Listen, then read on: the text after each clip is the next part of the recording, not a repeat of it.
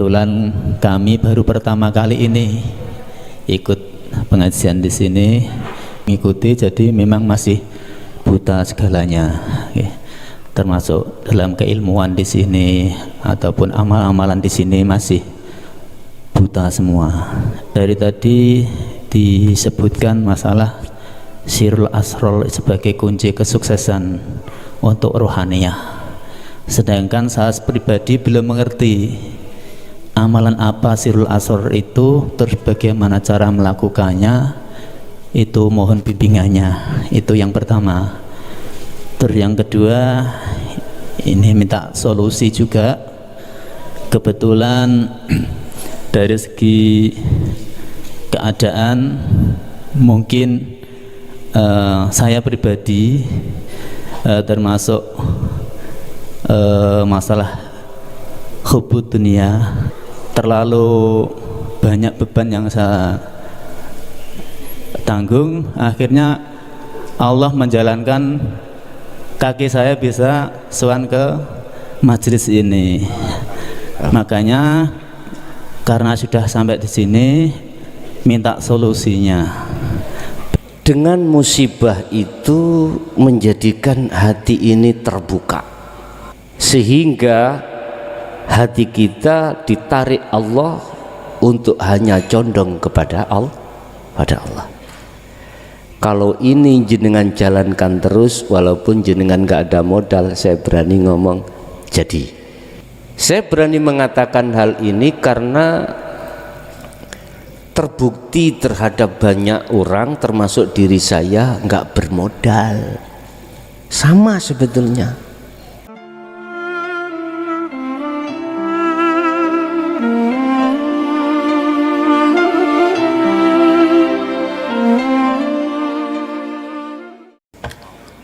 Assalamualaikum warahmatullahi wabarakatuh. Terlebih dahulu perkenalkan saya untuk semua jamaah. Nama saya Bapak Hamim.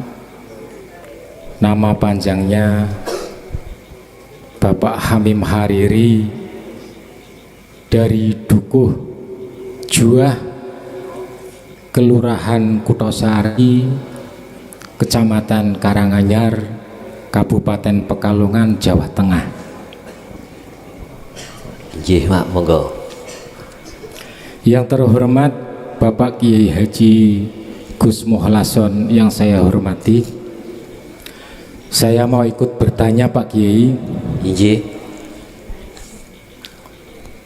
Apa dan bagaimana teknik yang termudah atau cara yang spesifik agar ini ruh ini tidak merasa gembira dan takabur ketika menghadapi jasad ini dalam menjalankan kerjaannya atau bisnisnya yang mendapatkan keuntungan yang banyak sekali dan luar biasa. Yeah. Begitu pula sebaliknya, agar roh ini tidak merasa sedih dan marah, bahkan menggerutu ketika jasad ini dalam menjalankan pekerjaannya atau bisnisnya ujung-ujungnya mendapatkan kerugian yang begitu besar. Justru agar sebaliknya, ruh ini agar tetap berdiri lurus, selalu menghadap kepada hidup yang ada di dalam diri kita dan di luar kita, atau yang kita sebut dengan nama Allah Subhanahu wa Ta'ala. Itu pertanyaan yang pertama Pak Kiai. Kemudian pertanyaan yang kedua, saya harus bagaimana untuk mengendalikan roh ini di dalam kesempatan ini, seumpama saya berdiri dan penuh semangat untuk menanyakan hal yang belum saya mengerti, agar ruh ini tidak tertarik dan terseret ke dalam lingkaran syirik khafi, Pak Kiai. Begitu pertanyaan saya, Pak Kiai. Saya mohon maaf yang sebesar-besarnya. Terima kasih. Assalamualaikum warahmatullahi wabarakatuh. Waalaikumsalam warahmatullahi wabarakatuh. In asobakum musibah qalu inna lillahi wa inna ilaihi raji'un. Apabila kita diterpa musibah, musibah itu ada kalanya berbentuk ujian, kita mendapatkan nikmat yang luar biasa, itu bisa menjadi musibah. Jangan dianggap musibah itu kita mengartikan satu arti saja, dengan fisik yang ketidakadaan bahkan merugi. Jangan hanya itu musibah. Musibah itu bisa terjadi pada diri kita secara fisik berbentuk kenikmatan yang luar biasa yang dihadapkan kita. Dikatakan musibah manakala hati ini lalai dari Allah, itu nanti jadi musibah. Apa musibahnya? Apa kenikmatan yang sudah kita pegang akhirnya diambil lagi? Kita kekhawatiran hilangnya apa yang sudah kita pegang, kemewahan dunia itu, rasa hati khawatir, takut, itu termasuk musibah. Gini Pak, apa cara secara spesifik manakala kita dihadapkan kenikmatan yang luar biasa, terus dihadapkan musibah secara syariah, kita tidak menggerutu di dalam hati. Dibuka di dalam surah Al-Insan ayat 2526. Hal inilah yang dilakukan Rasulullah.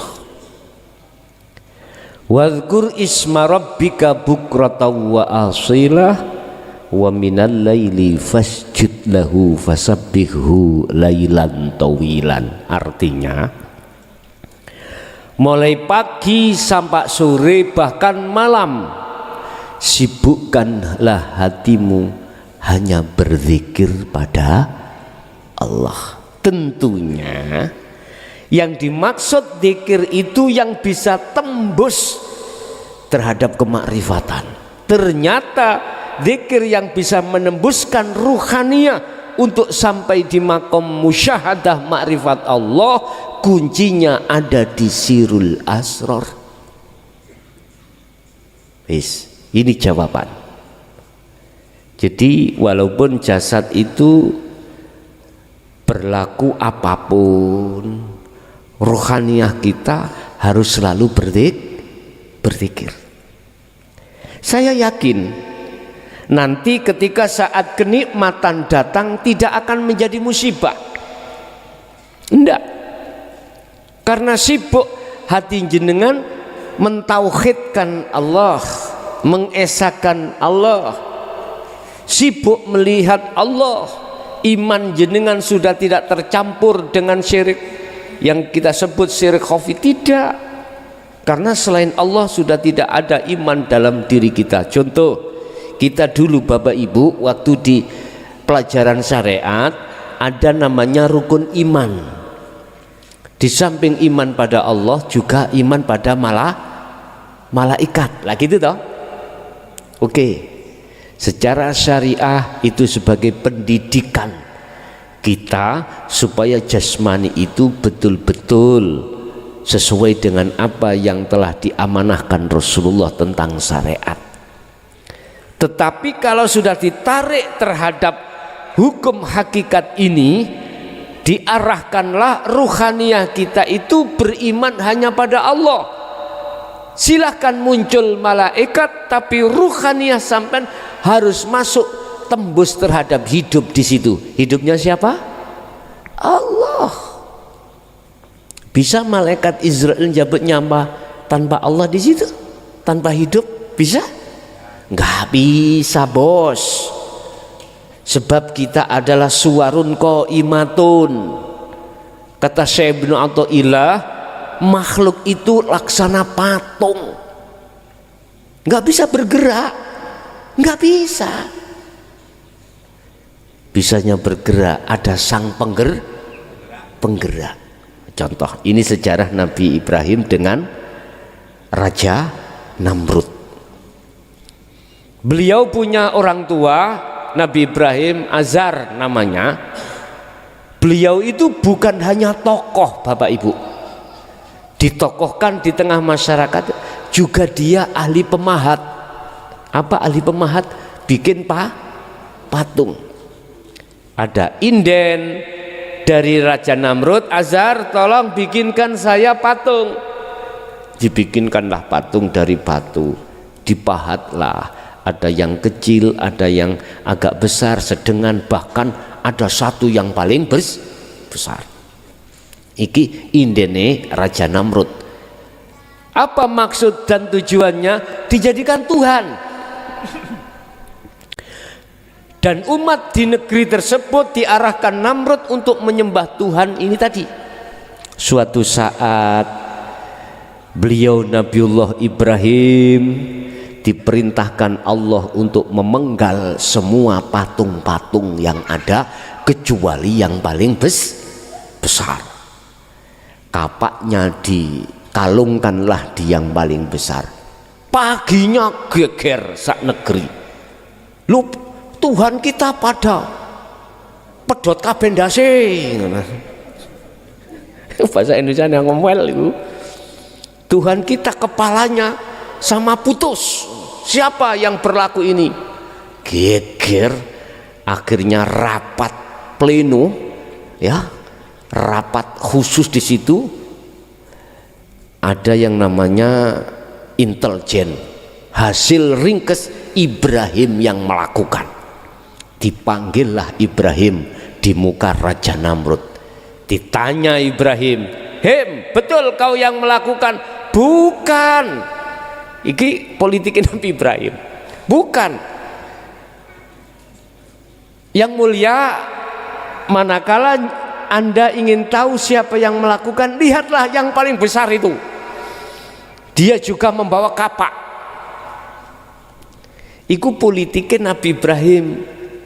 Dia mencari jawaban yang justru menjatuhkan Namrud. Nggih, Raja Namrud nggih. Nggih. Apa jawabannya? Namrud nggak masuk akal. Ibrahim, wong patung kok bisa mukul yang lainnya, itu nggak masuk akal. Akhirnya apa yang dikatakan Nabi Ibrahim? Satu kalimat tapi menjatuhkan namanya Namrud. Gini kalimatnya. Katanya Tuhan. Terus jenengan mengatakan tidak bisa apa-apa. Mengapa itu kau tuhankan? Wong Tuhan itu enggak, Tuhanmu itu tidak bisa apa-apa. Mengapa kau sembah? Mohon maaf, iki arahnya pendidikan terhadap kita, Pak. Sebetulnya itu. Bagaimana mungkin hubbus syahawah kita tuhankan? Kita terka, kita imani bisa mendatangkan manfaat dan mudarat secara hakikat, saya katakan, tidak secara syariat. Mengapa dengan jabatan itu kau tuhankan? Mengapa dengan kehormatan itu kau tuhankan? Mengapa dengan kemuliaan dirimu itu kau tuhankan?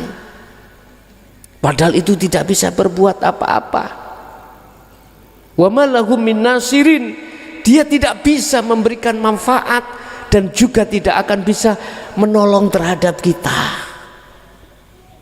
Mengapa? Ruhaniyahmu itu mendewakan itu.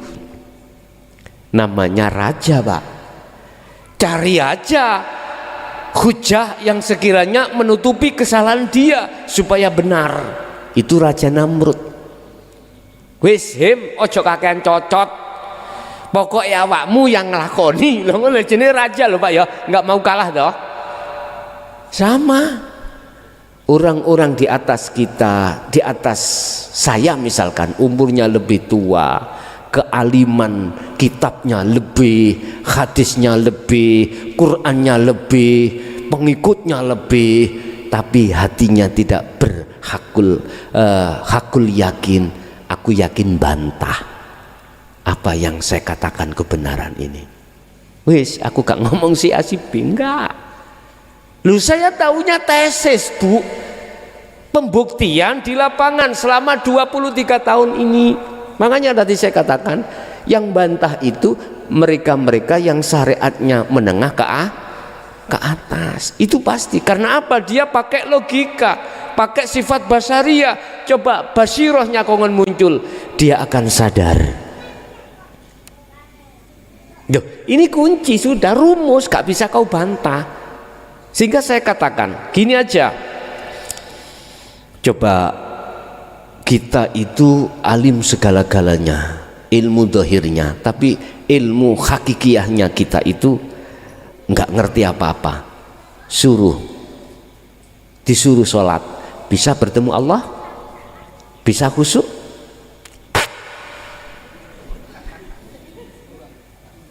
tapi hati nggak bisa membantah. Wak. Iya, saya seperti ini sudah ditokohkan tapi nggak bisa. Secara jasmani nafsu ngomong epo aku khusyuk dulu, yo ambek nangis so tetek ngono. Nek gak iso nangis juga banyu tapir nangis. Santai Pak, santai. Saya sebetulnya ngeritik untuk membangun, bukan untuk menjatuhkan. Koreksi ruhaniah kita. Wis, Bapak Ibu, kembali kepada Nabi Ibrahim. Akhirnya apa? Ibrahim tetap disalahkan. Anda yang merusak togut di dalam hati jenengan pasti disalahkan. Padahal Anda adalah melakukan nafi isbat, menafikan la ilaha, menetapkan ilallah dalam hatimu. Wis disesat-sesat no Anda. Itu pasti Pak, yang terjadi seperti itu. Akhirnya apa konsekuensinya? Nabi Ibrahim dihukumlah, dibakar. Tapi Allah berkata bagaimana? Hei api, memang kau sifatnya panas.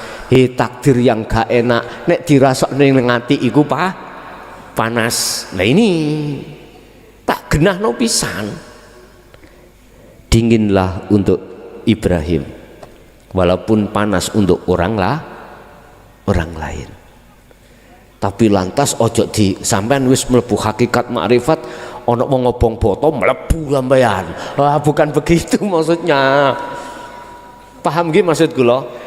Jadi takdir yang tidak enak, contoh bojo kakean cocot ya, bojo lanang bojo wedok kakean cocot, anak ya juga begitu, ekonomi jatuh, semuanya utangi banyak, susah dan gelisah hati kita, panas Pak. Tapi bagaimana menjadi dingin untuk kita? Ya seperti Nabi Ibrahim, apa? Millata Ibrahim Hanifa, condongkanlah ruhaniahmu hanya pada Allah. Jalannya lewat sirul asr itu. Itu yang pertama. Untuk yang kedua, terkait pertanyaan biar tidak muncul syirik khafi bagaimana? Langsung Pak tajali. Langsunglah hatimu bertajali, baik di dalam dirimu maupun di luar dirimu. Apa itu tajali? Menetapkan dalam hatimu iman keakuannya Allah. Itulah yang disebut zikir la ilaha illa ana fa'budun. Al-Anbiya 25. Itu Pak, langsung tajali Pak.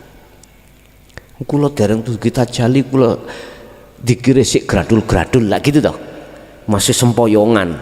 Udah kembalilah pada zikir seperti Rasulullah waktu pagi sampai sore malam sibukkan hatimu berzikir untuk bisa tembus pada Allah. Itu ya. Ada lagi?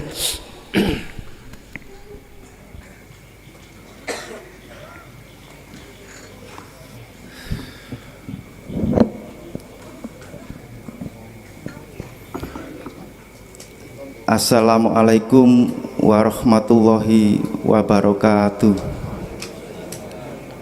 Sebelumnya mohon maaf Gus, ini ada pertanyaan titipan dari teman saya. Saya sifatnya hanya menyampaikan saja. Siap.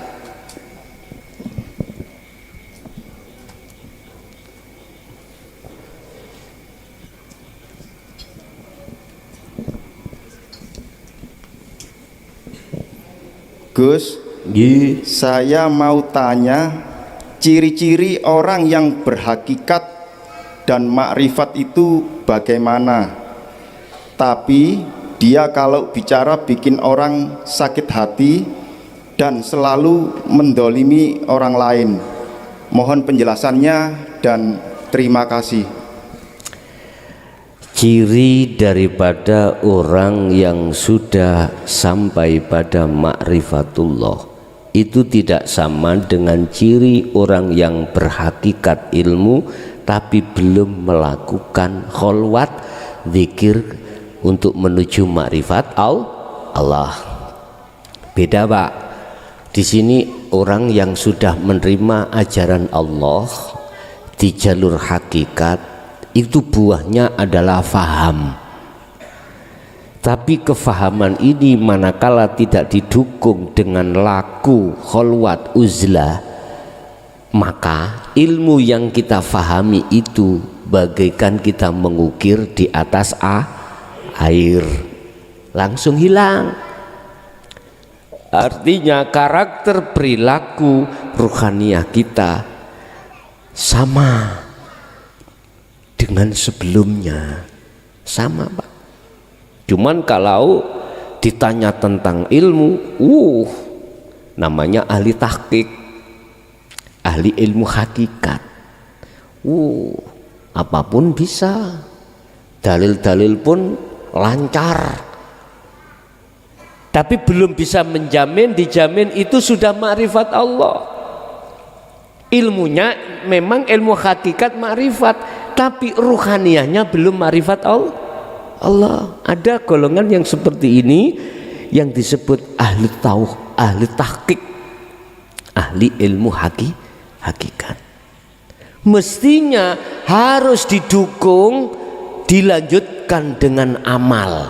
Aku yakin Pak, mursyid, guru-guru kita, ruhaniyah kita, guru akhirat kita tidak hanya memejang, mesti menyuruh untuk melakukan. Itu pasti. Nah, terkait ciri orang yang sudah makrifat itu enggak mungkin Pak bikin hati sampean sakit atau dolim, enggak mungkin. Bisa jadi belum makrifat ruhnya walaupun akalnya sudah paham ilmu hakikat. Mungkin di situ. Mohon maaf, tanya tentang ciri. Sebab gini ya Pak, ciri kalau sudah makrifat, amal arifuna la yarawna li anfusihim syai'an. Dia tidak melihat perkara apa yang muncul itu dari dirinya ataupun dari makhluk yang lain, tidak melihat itu. Bal yusyahiduna, balik dia bersaksi, melihat, mengimani sesungguhnya yang berperan adalah hidup atau Allah subhanahu wa ta'ala. Bagaimana mungkin dolim? Paham ya? Mungkin dia itu ahli tahqiq, sudah ilmunya sudah hakikat, menuju makrifat, cuman ruhaniyahnya itu belum makrifat Allah. Mesti menyejukkan hati kok Pak, menyejukkan hati. Nggih, ada lagi? Monggo. Ini ada mic-nya ini.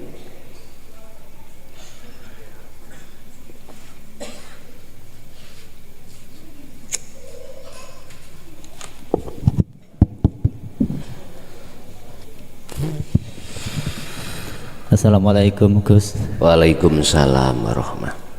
Minta maaf sebelumnya, kami dari Pati. Dari Pati Jawa Tengah. Pati Jawa Tengah. Ya. Ini termasuk Agak baru. dikeraskan Pak. Oh gitu Biar ya. di YouTube didengarkan teman-teman di. Oh ya, perkenalkan nama saya Ngatman. Ini Bapak Sarimin, ini Mas Suye Sanuri dari Pati Jawa Tengah. Kebetulan kami baru pertama kali ini ikut pengajian di sini. Juga mohon maafnya kepada semua hadirin karena baru sekali ini mengikuti, jadi memang masih buta segalanya. Termasuk dalam keilmuan di sini ataupun amal-amalan di sini masih buta semua. Yang ingin saya minta barokah yaitu dari tadi disebutkan masalah Sirul Asrol sebagai kunci kesuksesan untuk rohaniyah, sedangkan saya pribadi belum mengerti amalan apa Sirul Asrol itu, terus bagaimana cara melakukannya, itu mohon bimbingannya. Itu yang pertama. Terus yang kedua, ini minta solusi juga. Kebetulan dari segi keadaan mungkin saya pribadi termasuk masalah hubud dunia, termasuk dulu rival Guse. Kalau Guse kan jadi lurah sampai 2 periode. Kebetulan saya 2 periode gagal, termasuk yang kemarin. Tapi alhamdulillah itu ada berkah. Dari kegagalan yang kedua ini kan termasuk terlalu banyak beban yang saya tanggung. Akhirnya Allah menjalankan kaki saya bisa sowan ke majelis ini. Makanya karena sudah sampai di sini, minta solusinya bagaimana bisa. Alhamdulillah untuk ketenangan hati, walaupun sedikit kita sudah pernah belajar masalah bagaimana kita berserah diri kepada Allah, bagaimana kita pasrah kepada nasib. Alhamdulillah sedikit-sedikit ada pelajaran. Cuma yang masih jadi ganjalan itu nasib kan, yang kurang beruntung kan saya. Iya. Cuma di sisi lain ada orang-orang yang ikut menanggung dari ketidakkeberuntungan saya. Lah itu termasuk takdir saya apa juga takdir orang-orang itu yang istilahnya kurang ikut keberuntungan saya. Nah, itu mohon solusinya dan minta doanya, mudah-mudahan ada berkah dari majelis ini juga dari Gus semua. Kalau kinten cekap segitu aja, ada kurang lebihnya. Kepingin nyalok nih mboten. Nek pingin ping telune dadi. Amin, amin, amin, amin. Kepingin mboten? Dalam ya? Kepingin, tasik kepingin mboten? Enggak ada modal ya Gus. Belum ada modal. Jangan melihat modal. Kepingin? Insya Allah. Ya tadi. Amin, amin, amin, amin, amin. Udah cukup? Ya cukup ya. Oke. Atur suwun sebelumnya. Assalamualaikum warahmatullahi wabarakatuh. Waalaikumsalam warahmatullahi wabarakatuh. Kadang Allah itu membuka hidayah terhadap kita lewat musibah. Dengan musibah itu menjadikan hati ini terbuka, menjadikan hati ini terbuka akan kehendak dan kekuasaan Allah, sehingga hati kita ditarik Allah untuk hanya condong kepada Allah. Kalau ini jenengan jalankan terus, walaupun jenengan gak ada modal, saya berani ngomong jadi gitu. Karena ini ukurannya bukan akal tapi iman. Saya berani mengatakan hal ini karena terbukti terhadap banyak orang termasuk diri saya nggak bermodal. Sama sebetulnya dengan kekuatan iman yang kokoh pada Allah, menjadikan suasana di belakang atau di luar itu berubah.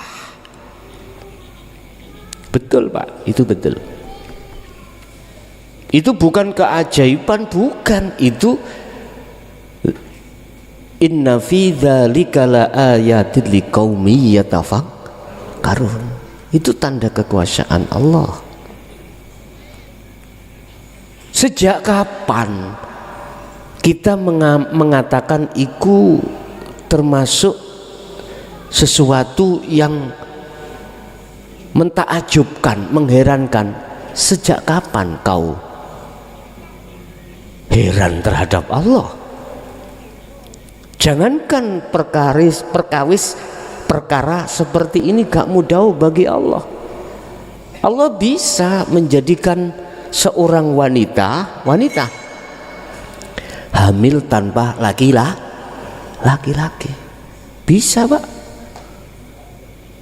Hanya lewat mimpi, ya, lewat mimpi dikumpuli seorang Rauhil Kudus, itulah malaikat Jibril. Maryam mengandung Nabi Isa.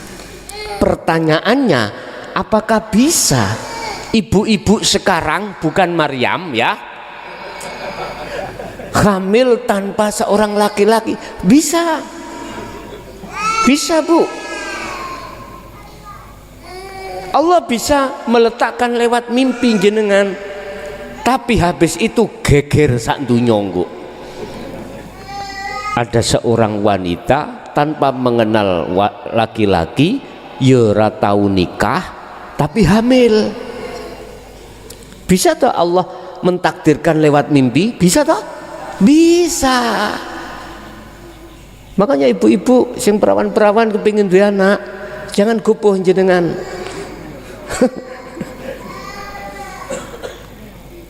Udah gini, kembali pada pertanyaan. Memang Bapak Ibu, kita manusia itu dibelenggu pada umumnya dengan keakuan diri kita. Oleh belenggu itulah yang menjadikan kita semakin jauh pada Allah, semakin jauh, dan semakin lalainya kita pada Allah kesadaran hati dalam hal apapun, bahwasanya semua itu hanya Allah yang berkehendak, hanya Allah yang berperan. Sampak-sampak muncul di tengah. Saya nggih kurang sepaham ya. Sering di tengah-tengah acara itu ada si MC mengatakan gini, Bapak Ibu, kita manusia hanya merencanakan, Tuhanlah yang mentakdirkan. Batuk mengunua. Bagaimana mungkin kita sebagai manusia yang tidak punya apa-apa, la haula wala quwata illa billah, merencanakan? Nggak bisa secara hakikat, secara syariat. Oleh karena kita memandang makhluknya, memang seakan-akan kita makhluk yang punya rencana. Padahal itu rencananya Allah. Sifat irodah, itu irodahnya siapa? Inilah kita itu sering lalai dari itu.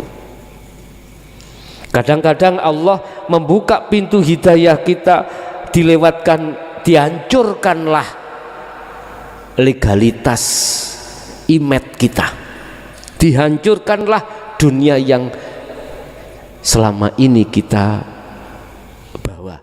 Bisa jadi seperti itu, Pak. Makanya saya melihat sejarah jenengan, saya bersyukur, saya berhusnudzon terhadap Allah dengan adanya Anda tidak dijadikan kepala desa itu. Iya, saya bersyukur dengan begitu Allah punya rencana men-setting Anda untuk menghabiskan seluruh dunia yang ada pada diri Anda sehingga Anda kolab. Ya, mohon maaf nggih, kolab, akhirnya hati bersandar merajut kembali kepada Allah. 1, 2, andai kata husnudzon saya, andai kata ketika saat periode 1 dan 2 jenengan dijadikan, saya nggak bisa berkata, kemungkinan besar tambah jauh ruhaniyah pada Allah. Itulah yang harus kita resapi. Jadi apa yang diberikan Allah tetap kita husnudzon, rencana Allah bagus. Bagus maksudnya ruhaniyah, bukan jasma. Kalau jasmani ya tambah hancur lah gitu toh. Tapi gini, innallaha la yanduru ila suwarikum wa amwalikum walakinallaha yanduru fi qulubikum. Allah tidak memandang status zahirmu atau tidak memandang fisikmu, tapi Allah memandang hatimu. Itu berarti Allah menyuruh menata ruhaniyah jenengan dulu sampai ke makrifat, lantas manakala ada kekarepan lanjut yang ketiga, tetapkan kekarepannya Allah. Wallahi kalau Allah itu yang punya karep, nggak ada yang bisa menghalang-halangi. Itu ada sejarah yang mengatakan in aroda syai'an ayyakula lahu kum fayakun. Apabila Allah menghendaki sesuatu, ada yang menghalangi? Tidak ada, nggak ada. Cuman pertanyaannya bagaimana ketika saat kehendak keinginan dalam hati jenengan itu menetapkan keinginan Allah, hanya itu. Dan ini Bapak Ibu mohon maaf, corop apa ya, taruhannya itu gak mudah. Anda harus biriyadhah wal adhkar. Kita harus prihatin secara jasmani juga rohani untuk menata kita menuju kembali pada Allah ini. Jadi taruhannya kita harus waktu demi waktu harus kita gunakan hanya berbicara pada Allah. Hanya itu Bapak. Aku yakin kalau sudah tertata rohaniah sampean, mohon maaf, Allah meletakkan Anda sebagai kepala desa, aku yakin serupiah pun Anda tidak akan pernah berani untuk mengambil yang bukan hak Anda secara syariat, apalagi secara hakikat. Hasil keringat sampean sendiri, di situ ada siltab Pak ya, isinya siltab. Siltab itu bayaran setiap bulan. Saya itu setiap bulan itu bayarannya 3.100.000. 3.100.000 murni dari pemerintah, didukung dengan ganjaran di desa saya itu. Kalau saya rupiahkan, ada 3 dusun itu paling tidak sekitar 200 lebih juta, 200 juta lebih. Itu kalau saya rupiahkan dalam satu tahun. Belum lagi ada dana penyokong. Apa itu dana penyokong? Wih, bos pokoknya lah jadi kepala desa nek gak sugih ya goblok. Berarti aku goblok ya. Lu estu niku, temen estu. Makanya nggak pernah terjadi yang namanya kepala desa gak punya rumah, nggak ada. Pasti rumahnya mewah-mewah. Di Lungkas mewah aku. Lu nggih. Di Lungkas tak gedong aku. Cek tau rek turu jero omah gedong. Pun. Lah di situ Bapak. Kalau rohaniah sampean sudah tertata terhadap Allah dan menduduki hal itu, aku yakin hati jenengan tidak akan bisa terpengaruh dengan kebiarnya dunia. Yang terjadi jenengan adalah asyakho, loman. Itu pasti loman terhadap siapapun yang membutuhkan.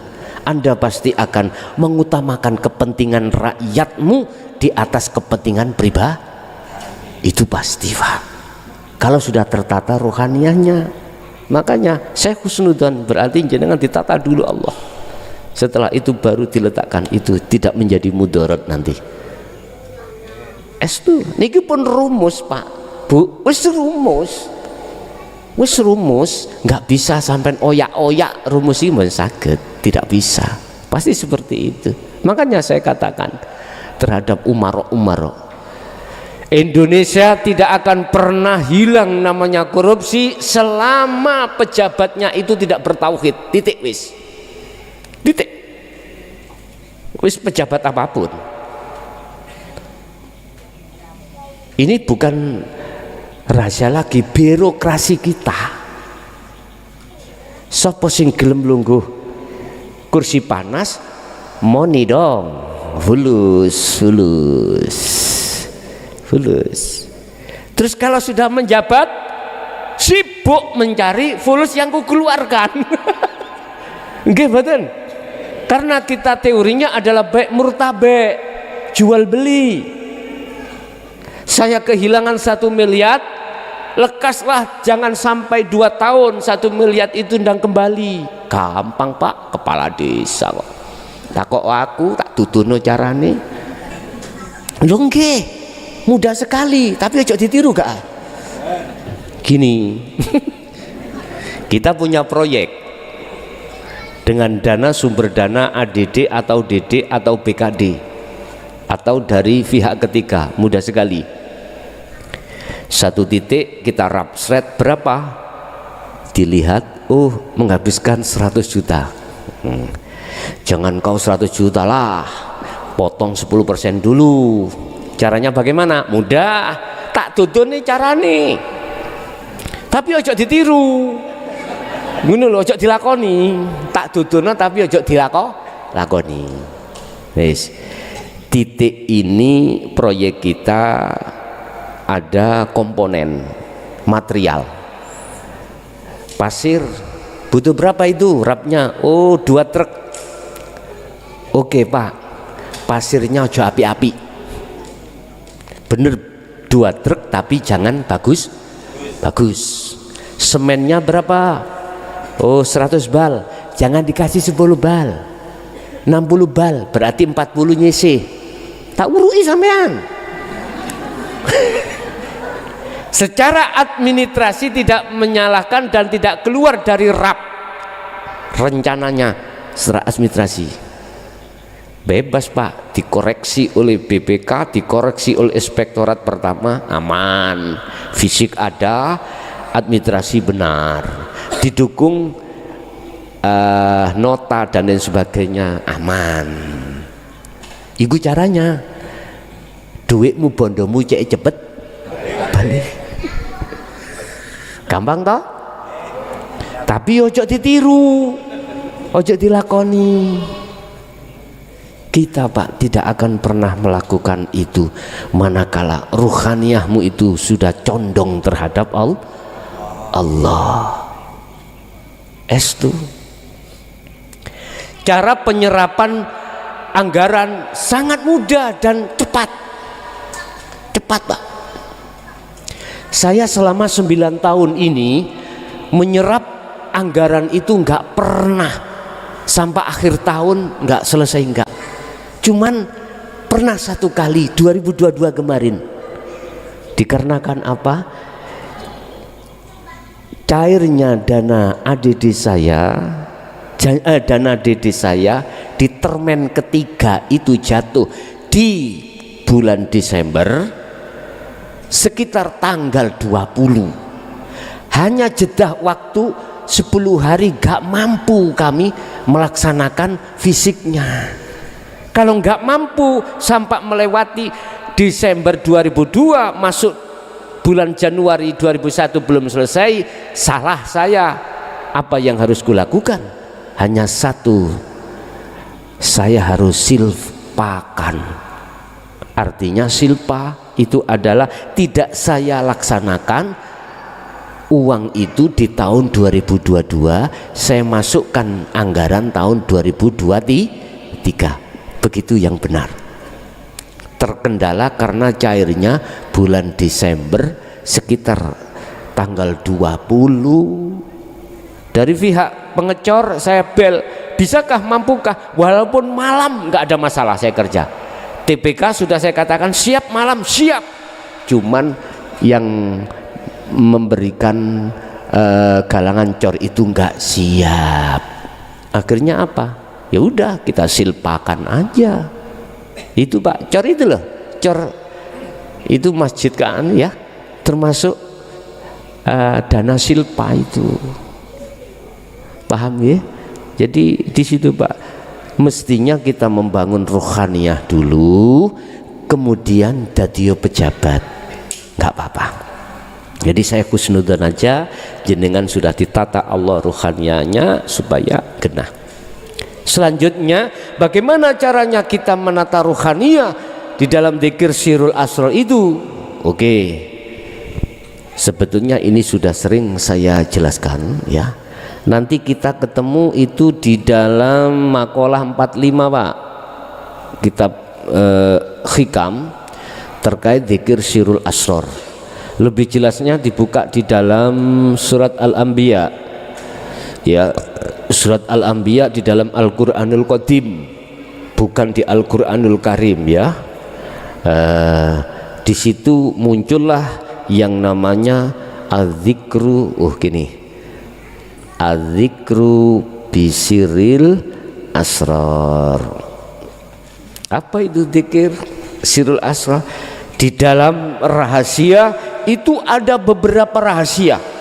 Mana? Kalau zikir sir itu zikir rahasia di dalam hati, dikatakan rahasia, orang lain tidak tahu kalau hati kita berzikir hu Allah, hu Allah. Tapi di dalam Allah ada rahasia, rahasia lagi yang itu tidak bisa kau sebut, baik nama ataupun yang lainnya, nggak bisa. Makanya disebut Sirul Asrar itu di situ. Zikir yang kita tidak berucap. Di dalam zikir itu ada 3 pintu Bapak. Pertama, syu'aul basyirah.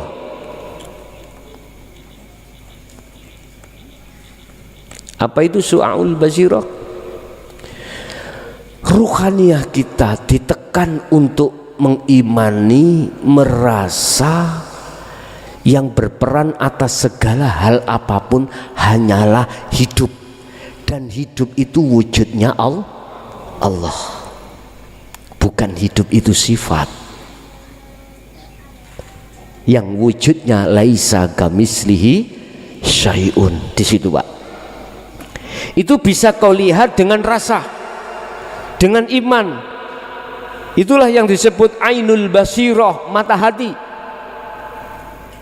Caranya rasakan, imani semua apa yang ada pada dirimu atau di luar dirimu, hidup itu wujudnya Allah. Bahasa saya mudah, ini loh dulur. Makanya disebut maha.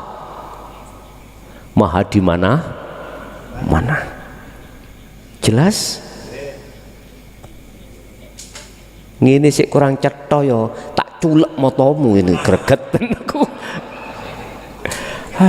Su'aul basyirah, untuk menekan hatimu hanya beriman, hanya Allah yang segala-galanya. Yang tadinya jenengan punya iman, oh yang bertausiah mukhlason, iku ilang mukhlasone. Siapa hidup di situ? Allah. Yang tadinya jenengan sering geger sama anak istri gara-gara sesuatu yang tidak sesuai, nggak geger karena sibuk melihat, mengimani Allah yang berperan. Sifatnya syu'aul basyirah, di samping menghilangkan keimanan dalam diri Anda selain Allah, itu juga dikatakan bisa membersihkan hijab atau kotoran-kotoran hati. Sifat riya nggak ada nantinya, takabur, hasud, sudah itu semuanya hilang. Setelah itu Allah meletakkan ruhaniyahmu itu di pintu ketiga adalah ainul basyiroh. Apa itu? Melihat, bertemu. Berarti ruhaniyah bertemu hidup. Tapi bukan perkara ini ada dua. Ruh bisa tunggal dengan hidup, tidak begitu. La ibsarun wa mubsarun wa basarun. Nama ruh lebar, nama Allah fana, nama mata yang melihat hilang. Inilah laisa kemislihi. Lelele ngene sik gak cetha tak culak matamu. Wis genah ya. Kasar lah gak apa-apa toh? Oh, kula niku guyon Pak niku wau Pak. Ngoten mboten. Enggak ada niat hatiku untuk nyulek matamu ya ndak. Ainul basyiroh tandanya adalah hatimu sudah tidak bisa terpengaruhi dengan kebiarnya dunia. S2 Anda pasti akan menetapkan hakul basyiroh yang ketiga, ya, menetapkan semuanya itu adalah Allah yang berlaku. Inilah ahad, inilah yang dimaksud tunggal. Hanyalah sesuatu itu yang berperan yang Anda tidak bisa menyebut. Bergelora lah di dalam hatimu. Andai kata saya masukkan di dalam surah Al-Anbiya ayat 25, ya ini maksudnya aku, ana, la ilaha illa ana, tidak ada Tuhan kecuali aku. Itu aku siapa? Ya aku sesuatu yang tidak bisa kita sebut tadi loh. Itu akan berkata, akulah Tuhanmu. Dengarkan. Jadi akunya Allah yang bergelora kabeh. Mohon maaf, siapapun ruhaniyah sudah ditarik Allah di makom ini. Mohon maaf, sampai jangan punya kekhawatiran ya. Apabila itu Anda diletakkan di khawasul khawas, itu Anda ada istilah hablum minan nas masih bisa dijaga. Tapi kalau Allah meletakkan Anda di khos iki, akhirnya akal sampean, hati ruhaniyah sampean itu sudah tidak akan pernah mau dengan selain Allah. Akhirnya apa? Majedub Anda, jadab Anda, dari orang pati napa namanya gendeng, apa ngene, majnun, kucluk, namanya kucluk. Wes, itu kalau ditaruh khos.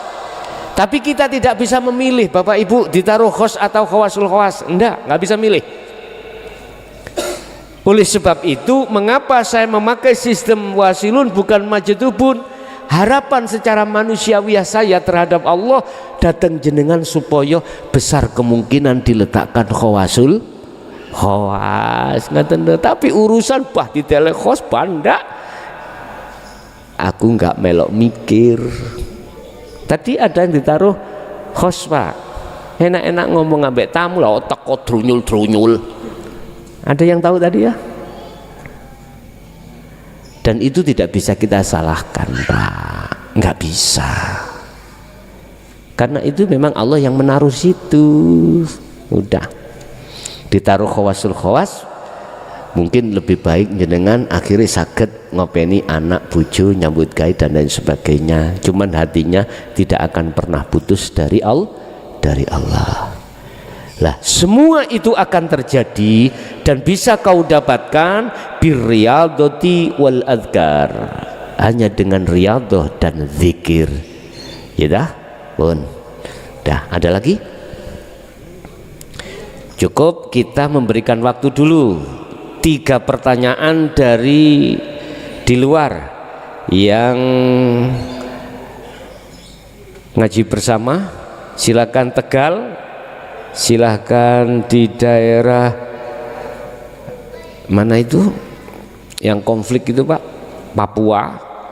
Silakan siapa yang masuk terlebih dahulu di 082 141 295 309. Jadi di jalur simpati Pak ya, bukan jalur Indosat. Telepon di jalur simpati 082 141 295 309. Dipersilakan, saya tunggu 1 menit. Bila mana nggak ada telepon yang masuk, tak anggap tidak ada yang masuk. Kalau bisa lewat anu aja Pak, lewat bukan video call, telepon WA itu apa jenenge Pak? Yes iku, telepono lewat WA tapi gak ono gambare niku lho apa jenenge? Hanya suara tanpa nek video call biasanya iku nyendat-nyendat Pak. Halo, 1 menit mawon, tak kasih waktu jeda.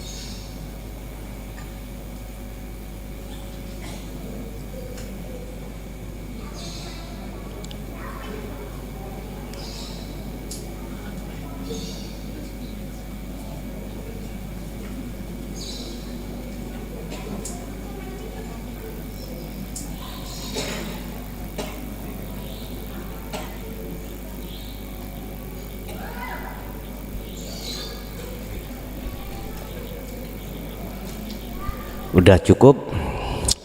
Ila hadratin Nabil Mustafa Rasulullah sallallahu alaihi wasallam wa ila jami'i man dzukira lahumul Fatihah. Bismillahirrahmanirrahim.